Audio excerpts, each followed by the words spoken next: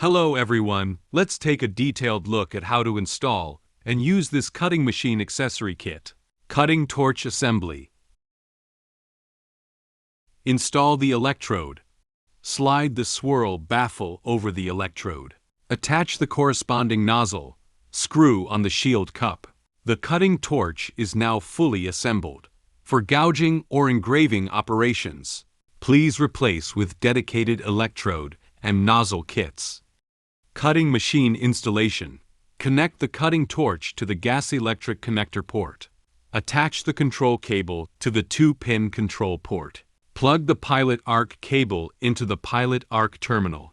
Connect the ground clamp to the positive terminal and secure it to the workpiece or metal workbench. Insert the air hose from the external air pump. Connect to power supply.